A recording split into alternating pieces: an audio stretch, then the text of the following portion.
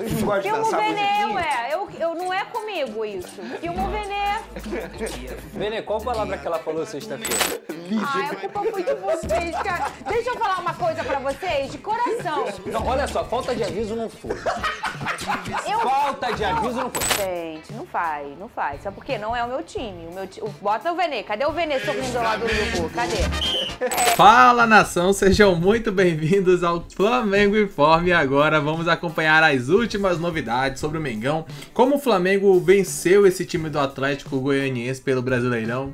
E eu tava rindo porque eu tava vendo aqui o comecinho da reação da Fernanda, ela que é botafoguense, né?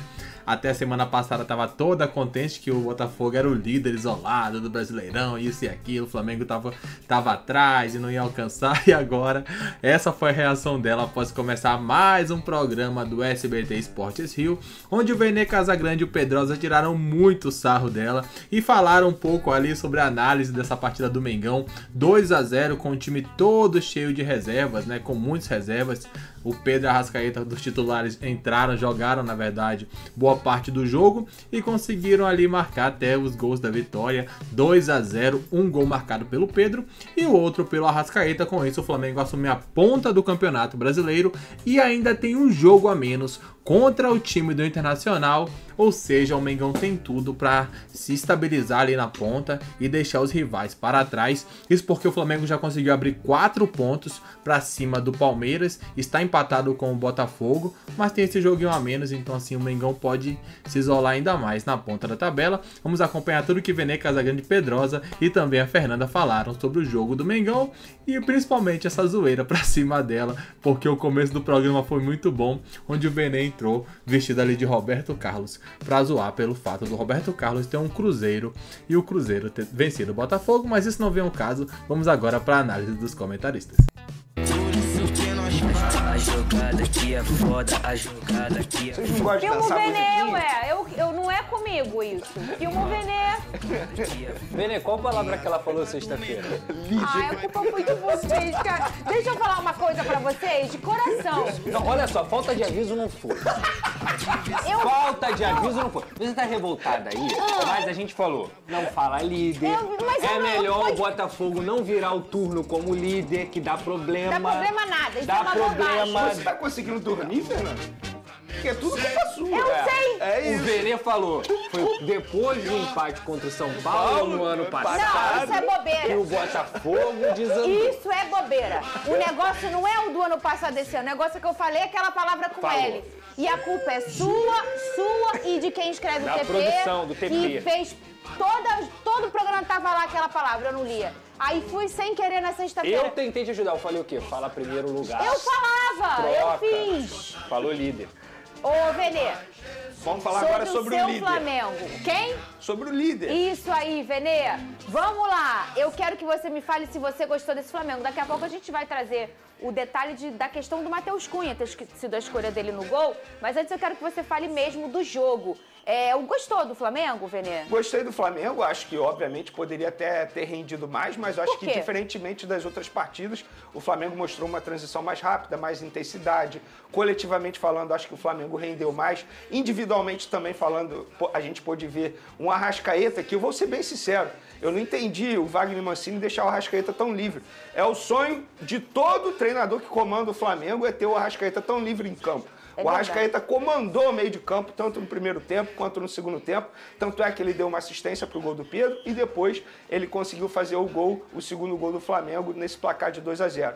Acho que, tecnicamente falando, a gente poderia ver mais do Everton Cebolinha. Foi um jogador que deixou a desejar. Mas, de maneira geral, a gente pôde ter duas certezas nessa partida do Flamengo diante do Atlético Goianiense.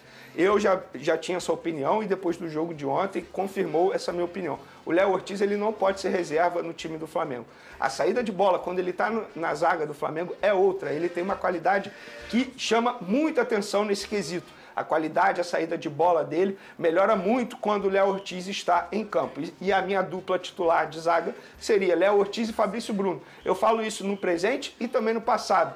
Porque a gente, não custa nada lembrar, Léo Ortiz e Fabrício Bruno, eles comandaram zaga titular do Red Bull Bragantino durante muito tempo. Ou seja, se conhece, falta de entrosamento não seria um problema. Você diz Léo como zagueiro. Léo como zagueiro. E no meio de campo, quando o Pulgar está em campo, o meio de campo flui muito mais. Com todo respeito ao Alan, mas hoje não tem nem dúvida disso. Se tinha alguém que tinha dúvida em relação a isso, o Pulgar é titular absoluto. Tanto é que no segundo gol do Flamengo, ele faz uma jogada muito boa. Foi ele que achou o Ayrton Lucas na ponta esquerda e depois o Ayrton Lucas conseguiu servir o Arrascaeta. E, obviamente, a gente não pode deixar de mencionar a baita temporada que o Pedro faz. O Pedro, ele tem, oficialmente falando, 28 gols. Se a gente levar em consideração os 2 amistosos nos Estados Unidos, são 30 gols na temporada. É uma temporada absurda do Pedro. E a melhor temporada dele no quesito de gols foi no ano passado, quando ele fez 35. Então é questão de tempo de ele ultrapassar esse número e pode até sonhar aí com números maiores, como 40 gols na temporada, porque de fato o Pedro está muito iluminado e me chama a atenção do Dorival Júnior nem ter levado esse jogador para a Copa América, o que foi bom para o Flamengo.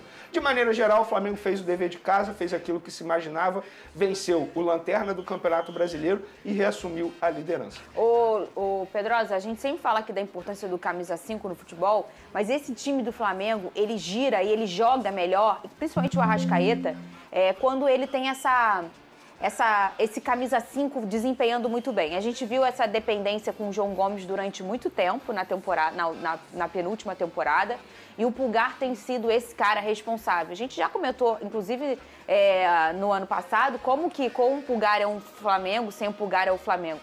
E quando o Léo Ortiz desempenhou muito bem essa função de 5 também, as coisas fluíram. O Flamengo depende muito dessa função funcionando bem, né?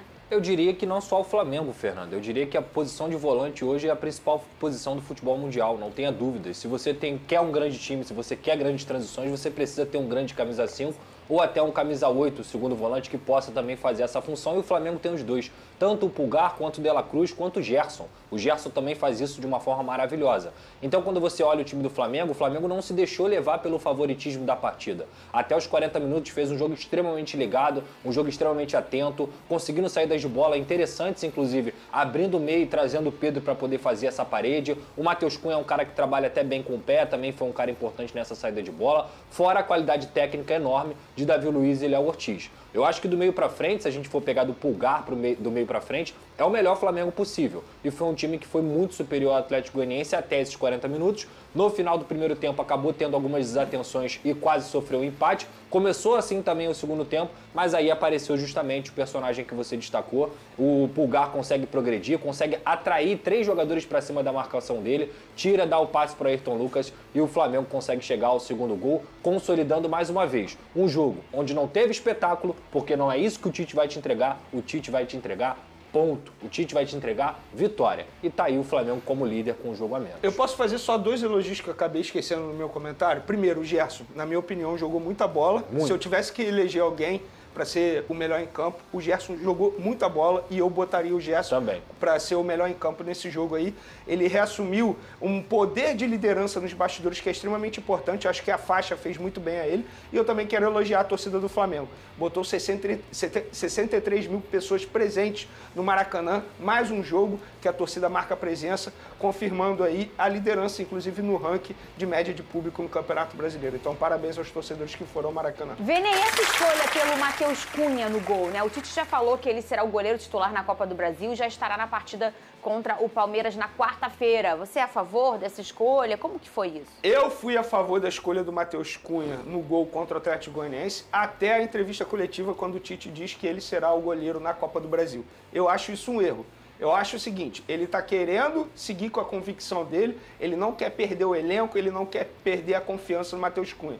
Mas se a gente for levar em consideração, estamos falando de um jogo extremamente difícil para o Flamengo, Copa do Brasil contra o Palmeiras. E uma das maiores virtudes, se não a maior virtude do Rossi, é pegar pênalti. Poucas pessoas sabem disso.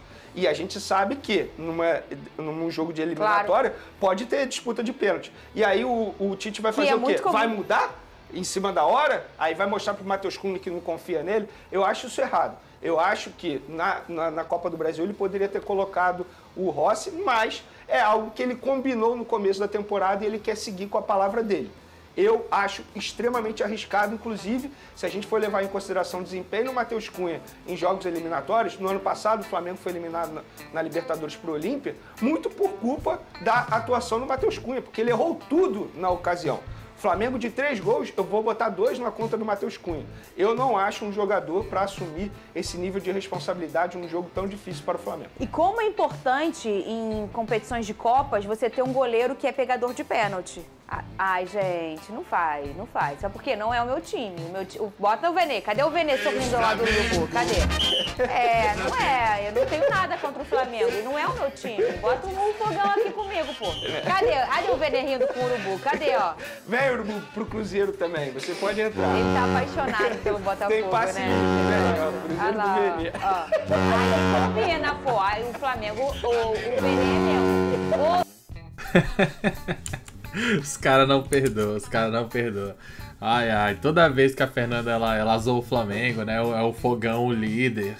A Fernanda, pra quem não sabe, ela é aquela gandula, pra quem não sabe. Lembra que há uns 10 anos atrás, um pouco mais do que isso, o Botafogo tava jogando, acho que era contra o Vasco, era um jogo muito importante do Campeonato Carioca. Na época ela era gandula e ela repôs a bola muito rápido. O Botafogo saiu no contra-ataque, cobrou rápido ali a reposição de bola no meio de campo, conseguiu levar na linha de fundo, cruzou para o meio da área.